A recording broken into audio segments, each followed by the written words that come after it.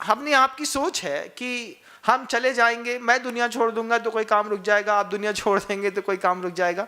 कोई किसी को छोड़ने से कोई काम रुकने वाला नहीं है। आपके क्रोध ने आपके घर के अंदर आपका वैल्यू कितना कर दिया, 2 रुपए का भी नहीं किया। तुम मर जाओगे ना तो तुम्हारे पैसे से, तुम्हारे कमाए पैसे से तुम्हारी 70-80 हज़ार रुपये, 1 लाख रुपए लगा करके तेरे ही कर देंगे। थोड़ी ज़्यादा इज्जतदार होगी तो 2-5 लाख रुपए और लगा देंगे किसी क्या होता है वो गार्डन में, गार्डन होता है ना, है, हाँ हाँ, उस गार्डन में ले जा करके तेरे ही वेरे करेंगे। एक बढ़िया पोस्टर निकाल करके छापेंगे, उसमें पापा जी को बीच में टांगा, फोटो पहनाई, माला किया, 2 बार रोए, फिर बाद में जा करके वो फोटो निकालेंगे फ्रेम से और उसमें अपनी शादी का वेडिंग सूट का फोटो डाल देंगे। तुम ये गलत फहमी में मत रहना कि तुम्हारी फोटो तुम्हारे घर में तुम्हारे मरने के बाद बड़ी वाली टंगी रहेगी। हाँ, गलत फहमी में हो। वो फ्रेम अच्छा लगेगा, फ्रेम अच्छा लगेगा, एक दिन बोलेंगे क्यों इस फ्रेम में पापा जी टंगे रहेंगे ना।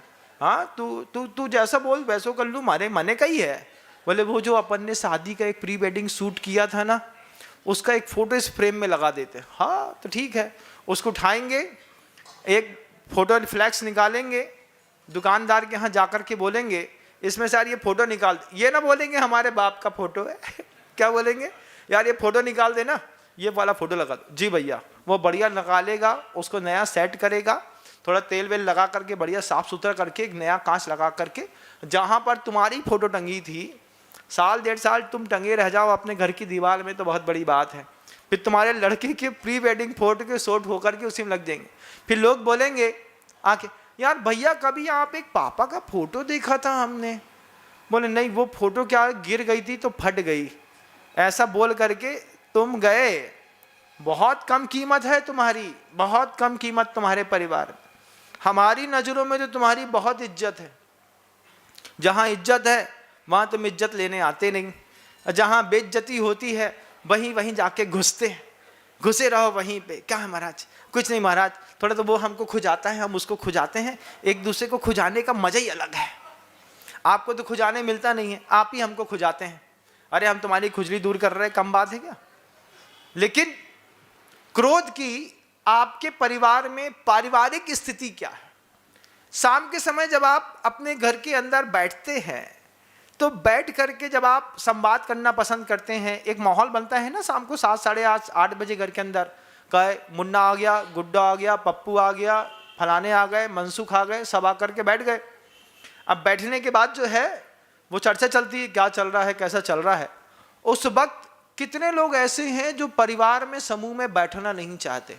अभी बैठेंगे फालतू में झगड़ा हो जाएगा, अपन अपने कमरे में, कोई ऊपर वाले फ्लोर में, कोई सबसे ऊपर वाले फ्लोर में, कोई कोचिंग का बहाना लेकर के घर से बाहर। क्यों? क्रोध की स्थिति परिवार में सामूहिक रूप से खराब है, व्यक्तिगत रूप से भी खराब है। अभी तो ये एक कसाय है। ऐसे ही मान के साथ जोड़िएगा। मान की स्थिति आपके परिवार के बीच में कैसी है। मान की स्थिति परिवार के बीच में होने पर सास बहू की बिल्कुल भी नहीं पटती। क्यों? दोनों के एक दूसरे को मान है। बहू बोलती हमारा 40 लाख का पैकेज काय को दबना तुमसे, और सास बोलती हमारे मोड़ा को 80 लाख का पैकेज तो हमने तुम्हारे पर एहसान करो, अपने मोड़ा तुम्हें दे दो। तो दोनों एक दूसरे को घुर्राते हैं, घुर्र, वो भी कहते घुर्र। बोले तू मेरे को ऊपर चढ़ेगी तो मैं तेरे ऊपर चढ़ूंगी, चाहे कुछ हो जाए। पति तो घर के अंदर रहता नहीं है बेचारा, वो पुत्र तो निकल गया घर के अंदर से।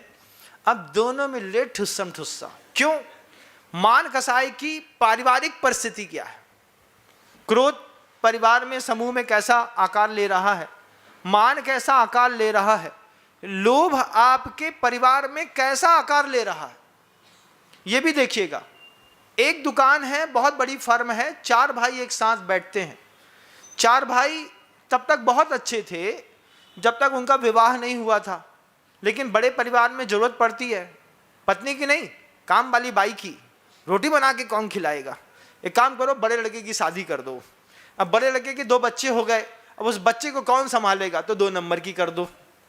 2 नंबर की बहू आकर के 1 नंबर की बहू की सास संभाल कर लेगी। अब ये दोनों हो गए, अब वो तीसरा वाला है, अब दूसरे की बहू हो गई, बड़े का लड़का परेशान कर रहा है, तीसरे का और ब्याह कर लो। तो 4 अलग अलग तरीके से, 4 अलग अलग दिशा के 4 पंछी बुला करके अपने घर के वृक्ष में आपने टिका दिए। लो बेटा, एक एक घोंसला है तुम्हारा इस घर में, अपने अपने घोंसले में घुसे रहना और चिड़चिड़ करते रहना। तो वो एक घोंसला दे दिया परिवार के लोगों के अंदर। लेकिन परिवार के एक ही परिवार में, एक ही वृक्ष में रहने वाले जो लोग हैं, उनके बीच में जब 4 अलग अलग जगह से अलग अलग सदस्य आते हैं, तो बीच में लोभ अपना एक स्थान ग्रहण करता है। तीसरे नंबर की बहू ने कहा कि बड़े भैया पैसा दबा रहे हैं, चाहे कुछ हो जाए, घर के अंदर तरक्की नहीं दिख रही। एक शंका का कीड़ा जैसे मंथरा ने कैकेयी के दिमाग में पैदा किया था, वैसे ही आपके परिवार के किसी एक सदस्य के दिमाग में पैदा बस हो जाए। इतनी मेहनत करते हैं, पैसा नहीं दिखता। पिताजी को जब देखो तब कहते हैं घर में पैसा नहीं है, पैसा नहीं है, पैसा नहीं है। लगातार मेहनत करते हैं आप, बड़े भाई भी करते हैं, छोटा भी करता है, चारों बच्चे करते हैं, परिवार में दादाजी भी मेहनत करते हैं, लेकिन गाना एक ही गाते हैं। किस बात का? अरे महाराज पैसा दिखता ही नहीं, घर के अंदर बसता ही नहीं। तो धीरे से कोई महिला धीरे से एक शब्द बोलेगी, कोई ना कोई तो पैसा दबा रहा है, सबको अपना अपना सूझ रहा है, तुम ही भर गणेश जी टाइप के बैठे रहो, तुम्हारा कछु नहीं होने, हमारे बच्चन को का हुई है, ऐसा रोएंगी, ऐसा हमारे बच्चे को कौन पाले, कोई नहीं है हमारे बच्चे का। अब जैसे ही ये 2 बूंद यहां से वहां शिफ्ट हुई, ऐसे ही उसको लगा कि हमें भी थोड़ा बचाना चाहिए। अब गल्ला तो एक था, दुकान एक थी। अब जैसे ही पत्नी ने चेतना को झंकृत किया, तो आप भी 1000 रुपये निकालने लगे। जे पकड़ो 1000, 8 दिन में, 10 दिन में 15,000 दे दिए, 20,000 दे दिए। पत्नी को लगा कम से कम 2 बूंद के चक्कर में 3 महीना के अंदर अपने घर की तिजोरी में भी तो 1.25 लाख इकट्ठे हो गए कि नहीं? सबके बैंक अकाउंट बराबर चलते हैं, महिलाओं के भी बराबर चलते हैं। दुकान एक ही हो और उसमें से तुम कितने कुछ भी बेच लो, उसमें पता नहीं कहाँ कहाँ कैसे कैसे पैसा शिफ्ट होता रहता है। लेकिन जब ये पारिवारिक लोभ की स्थिति बढ़ जाती है और आपके घर के अंदर अपध्यान वाले साधन उपलब्ध होते हैं और क्रोध का सहारा लोभ ने लिया, एक कसाय उदय में आती है, ऐसा नहीं है। लोभ क्रोध के सिर पर चढ़ करके वार करता है। लोभ मान के सिर पर चढ़ करके घर वालों का मान भंग करता है, सिर फोड़ता है। कैसी स्थिति है 4 कसाय की? ये 4 कसाय किसी भी एक दूसरी कसाय का सहारा लेकर के परमुख से भी उदय में आती हैं। क्रोध लोभ में भी उदय में आ सकता है। खूब क्रोध था, खूब क्रोध होता था, अब हमने क्रोध को शिफ्ट कर दिया। हम तुमको बताते हैं, तुम्हारे पास कछु रह भी न करे तो तुम क्या कर लोगे? तो उसका पूरा का पूरा अकाउंट जो है वो धीरे से शिफ्ट कर दिया। बैंक की पॉलिसी हमारे नाम पे, म्यूचुअल फंड हमारे नाम पे, शेयर हमारे नाम पे, बैंक का बैलेंस हमारे नाम पे, डीडी में शिफ्ट।